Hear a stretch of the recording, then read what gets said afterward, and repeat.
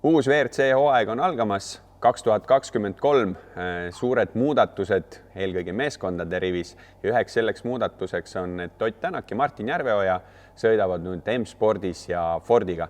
Minul on siin teisel pool kõne otsas M-spordi meeskonnajuht Rich Millener ja vaatame, mis tema räägib eelsoleva hooaja kohta, milline siis on meeskond ja võib-olla küsime ka Richi käest mõned siuksed võib-olla rohkem nagu eraküsimused.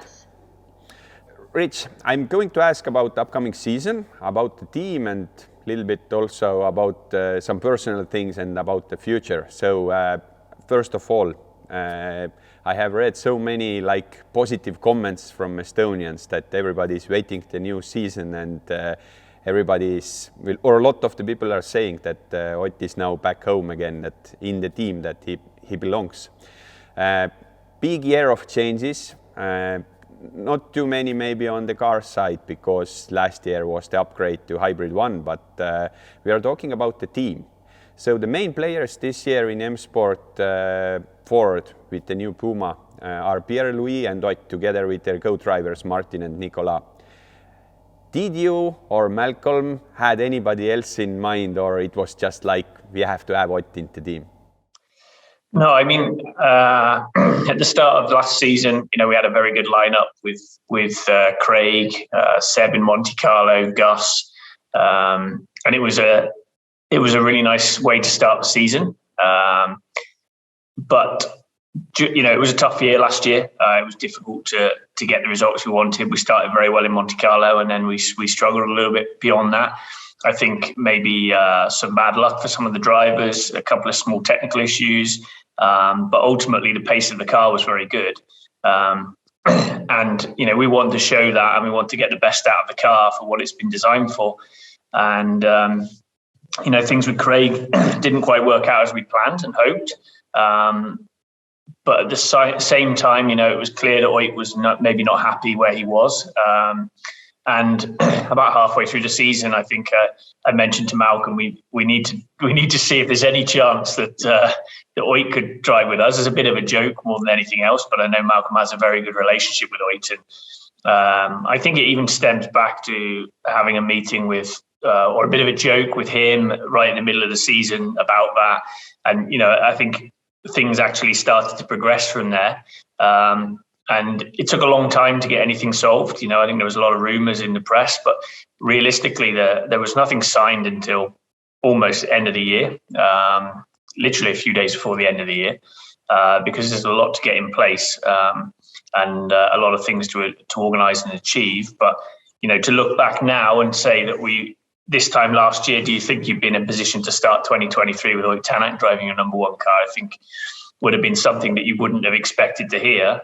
But then at the same time, going back to the start of 2022, when someone said to me, do you think you'd have had Monte Carlo line up with Seb Loeb and him to win the rally? You'd also say no. So I think one thing I've learned is that if you have a goal and an idea and a dream, then if you work hard enough and you've got the right tools around you and the right team, then you can make it work. And I think this is the first part of that puzzle, to have Ott back in the team, which is fantastic for everybody. And now the real hard work starts. We've had the fun of announcing it, but now we have to do the results and do a strong season for Ott and for M-Sport.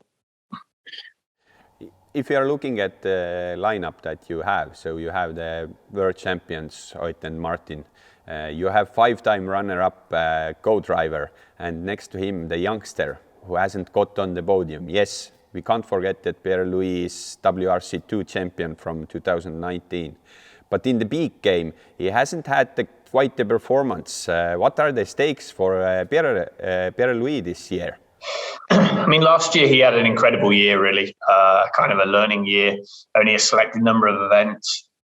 And, to get stage wins, to be leading a rally against Seb Loeb, to be challenging for podium positions on most events is really quite an incredible performance. And that's a lot of the reasons as to why he finds himself in the position he does this year with us. But we've got to be realistic. Pierre is still in a very early stages of his career. Malcolm and M-Sport have a history of allowing youngsters a chance. And we, again, being realistic, our funds are not they're not infinite, so we have to use them the best places we can. And to put someone like Oit into pole position is takes a lot of time and getting funds together to allow that. In which case, having 2 top level drivers is unfortunately not an option for us for the whole season. So the best compromise is to have a number 1 driver along with a very encouraging and promising youngster. And I think that's what we've got in Oit and Pierre. It's a fantastic opportunity for Pierre this year to learn from Oit, to be on the tests and see how he's working, see how a world champion sets up a car and approaches things. And I think, that kind of experience with Pierre is going to be really, really important for him. But there's no denying it will be difficult. There'll be pressure on him. There's expectation. But I think within the team, it's being realistic about what he can achieve. And I'd hope by the end of the season, we see him on with at least 1 podium to his name. I think that's achievable. And I think he's got the talent to do that. Okay, his previous co-driver, Vincent, has moved on with Seb Ogier, which means we had to replace him. But in Nicolas Gilles, we have a really experienced, level-headed guy that can help him develop as well. So again, I think all the pieces are in the right place. And we've just got to provide him with the team and the car. And hopefully he can relax, enjoy himself and get some really good results over the course of the season. You already answered my next question. So I was start to ask you that will Pierre will develop next to Oit or also with Nicolas. But is there going to be a shout out for some names during the season for the M-Sport lineup? Will we have some more news? I mean, there's no secret to say we would love to find a way for Seb Loeb to be in the car a few times. But our initial part of the season is fully focused on Oit. We have to have a good season on every event to have any chance of winning a championship. And being honest, that's what Oit wants. That's what we want. But to do that, you have to have very strong results. We don't want to dilute that. We don't want to take the work away from what we're doing with Oit. So it would be great to try and find a way to do something with someone like Seb. But at the moment, it's only ideas. I think as the season progresses, we'll see if that's a possibility or not. But that's certainly something we would love to see. Estonians are now on the Dakar Rally, and I heard some guys that Malcolm was also there. Is it correct? There was a few of them there, yeah. So is he going to have some negotiation with Seb Loeb there? No, I think he saw Carlos Sainz was doing okay. Malcolm thought maybe he would have a go one day. So, I think off-road Dakar is becoming a very big sport and seems to be getting more and more momentum every year. Our specialist part of the business is off-road racing, and I think it would be crazy if we didn't go and investigate Dakar and understand what it's about. Although we know how to race off-road, Dakar is something completely different. So, with it being based in Saudi for the foreseeable future, there is a stable event there, and it could be a very interesting proposition for M-Sport in the future. We already have a link up with Neil Woolridge Motorsport from South Africa with their Ranger. So, we want to learn about Dakar and understand how that goes. But I think when you speak to the guys that went, I think it seems half of the current or ex-WRC field in terms of drivers, mechanics, team managers are all at Dakar. So it was quite a big catch-up, I think, for Malcolm with everybody there. How are the tests going? Because now we are talking at the same time, Oit is testing the new Puma. Yeah, so we did 1.5 days each with Pierre-Louis and Oit. Yesterday, Oit did his full day. Previous to that, Pierre did a full day, and on the first day, they shared half a day each. So it was important to get a good base before we go into the season. The number of test days we have is reduced this year. So testing is even more important than normal. But getting Oit up to speed in the car is really important. We're not allowed to test outside of the events. So the mileage he's done has been very small in the forest that we have. So this is really the first time on proper tarmac. It was important to get everything done. So from the reports I've read and the small words I had with Oit and Martin, they seem to get on very well. The base of the car is to their liking. There's, of course, some small things to develop as we go along. But he seems in a very positive and happy place for Monte Carlo, and that's great. And Pierre also had a really good test, so everything's going well to begin with. But like I say, now it's the easy bit when there's not so much pressure on, with no competition. And now next Thursday it will all be a little bit different. You are working first time together with Ott, if I'm correct. You as a team principal. Is Ott easy to work? I mean, I worked a little bit with Ott when he first started with us, when he was in the Super 2000, and I was also working alongside him. But as you say, this is the first time with my current position. I think Ott is fine to work with. I think he's very focused on what he wants and what he needs and how we should be operating. And we're not perfect. We can never be perfect, but we can always try our best to be as close to that as possible. And that's my goal, is to just kind of improve the little areas that maybe he prefers that we don't do already. And I think if we can just keep everything he needs kind of there, ticking away in the background, then it gives him the best opportunity to feel the most relaxed.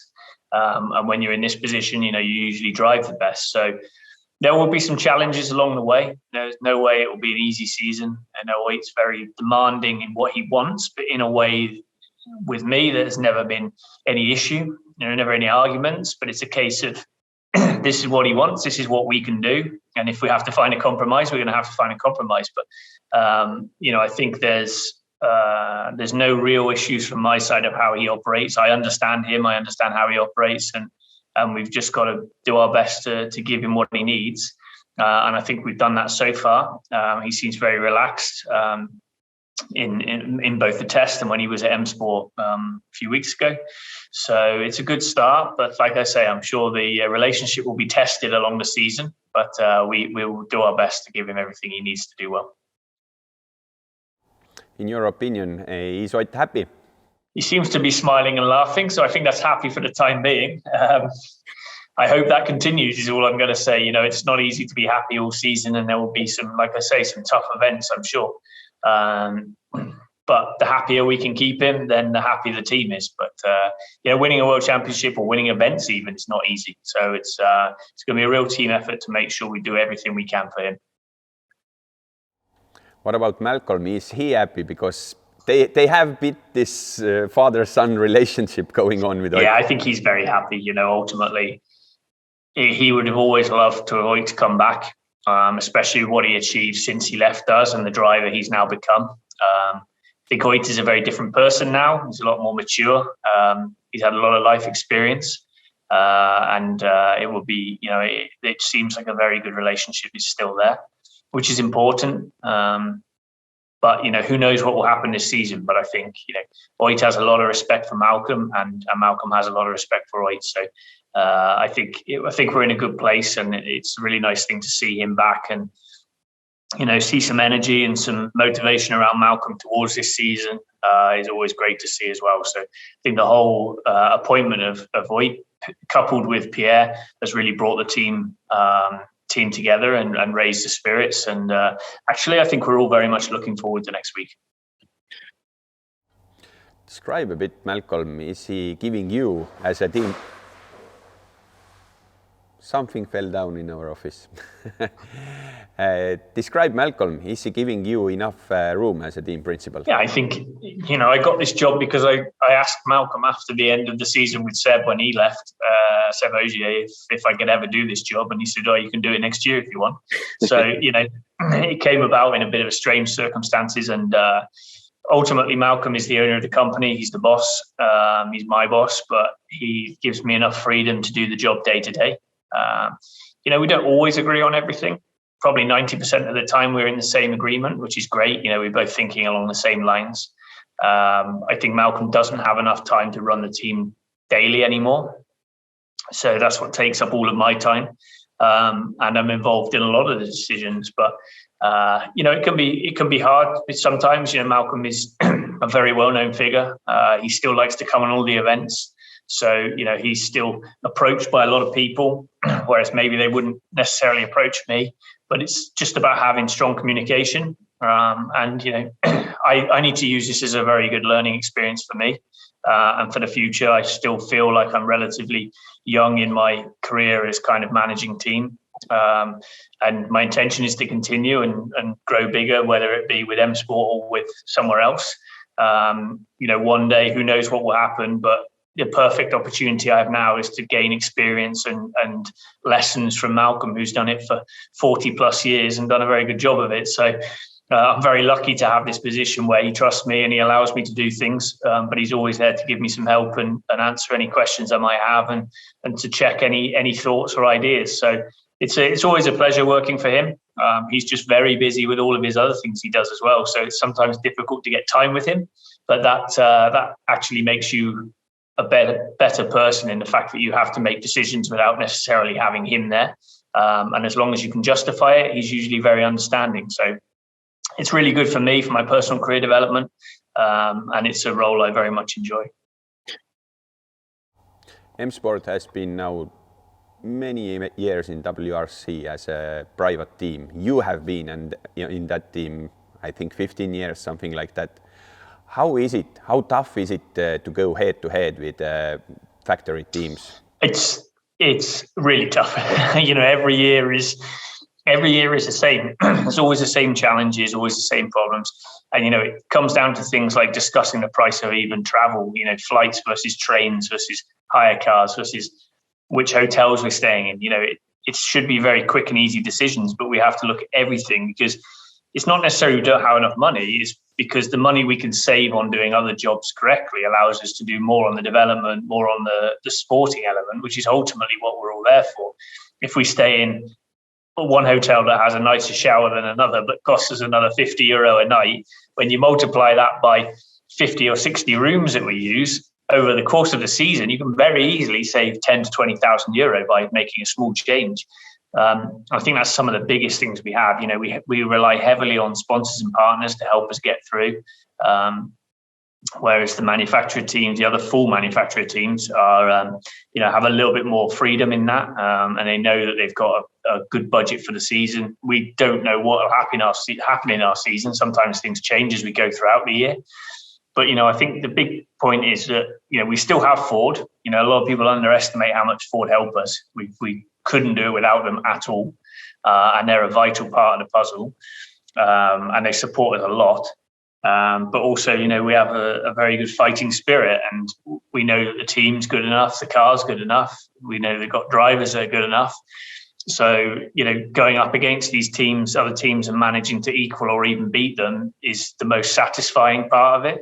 And I think if you were to look at having unlimited budget, sometimes it can actually make you less motivated because there isn't a challenge. It's easy. You just spend the money on this, you need it done, and it gets done. And, I think being the underdogs is always absolutely the best thing out there. You look at Dakar at the moment with the problems that the Audi have had. They have the biggest resource for the program, but unfortunately haven't managed to get the success they wanted. Whereas some of the more underdogs are leading the rally. And I think, that's a similar position we're in. And when you see us up against those teams, if we can get close to them and beat them, it really motivates the team more than anything else can. So although it's tough, I actually really enjoy that challenge. Does WRC needs more team, private or factory? And in your opinion, is there any ways that we could get there more teams?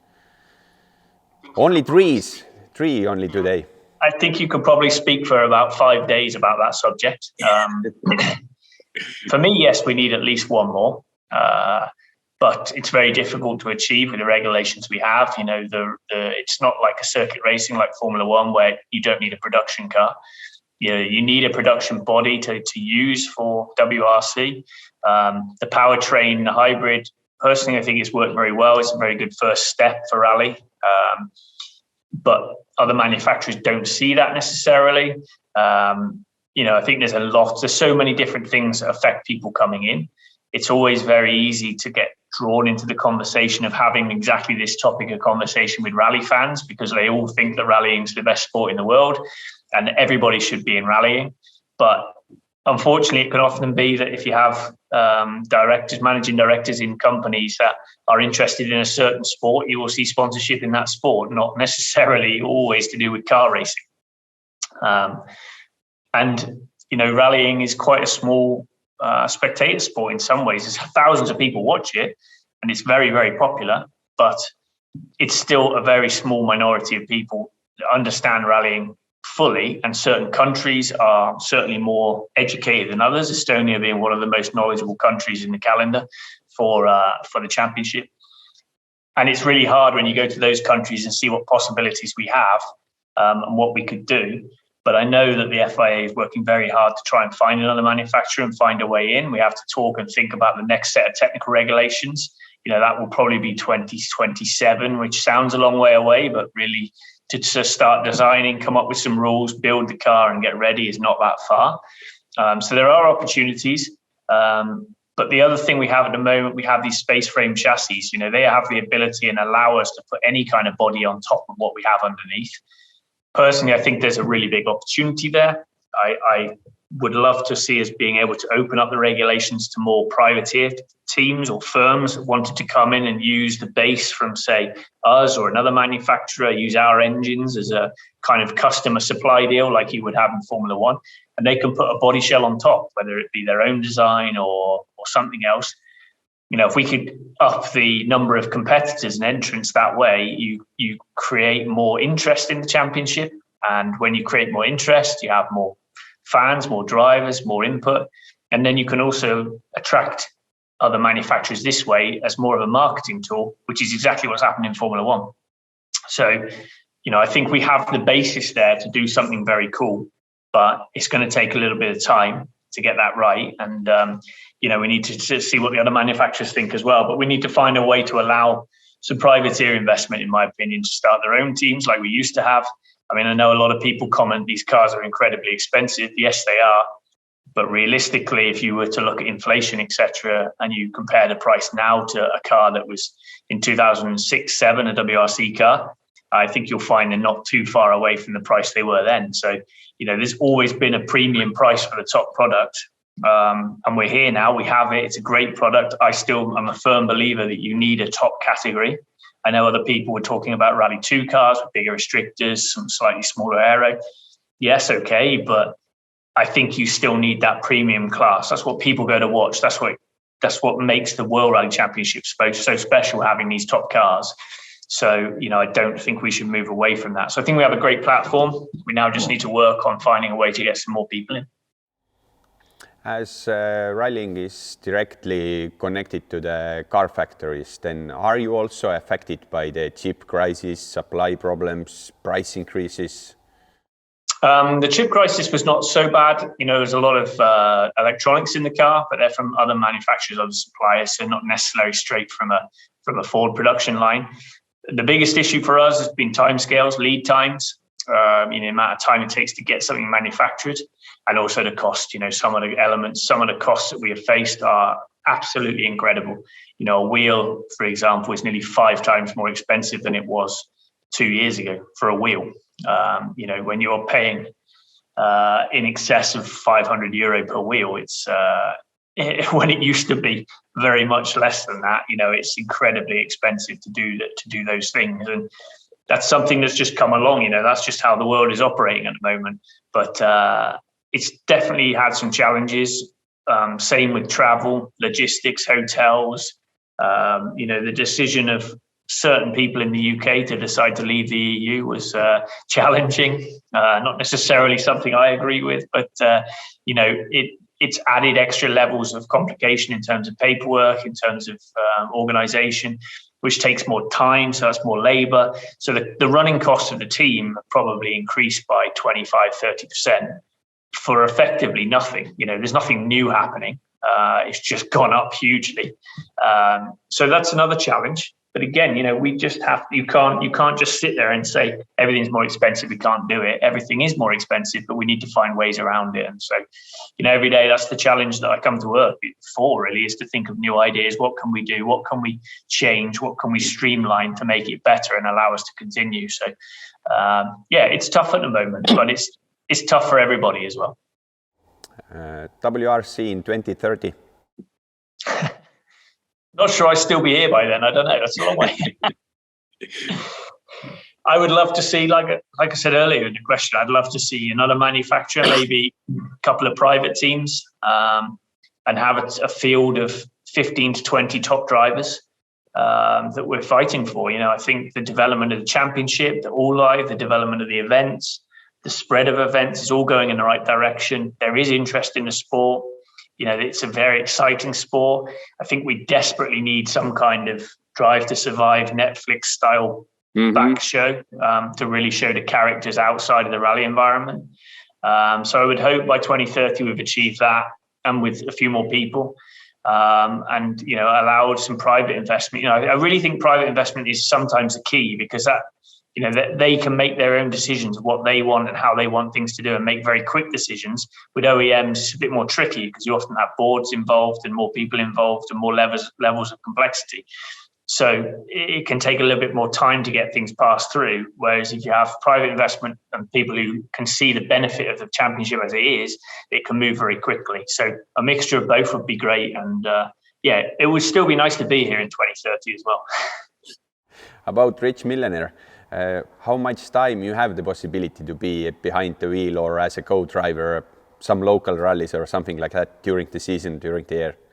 I like to try and do one event per year, really.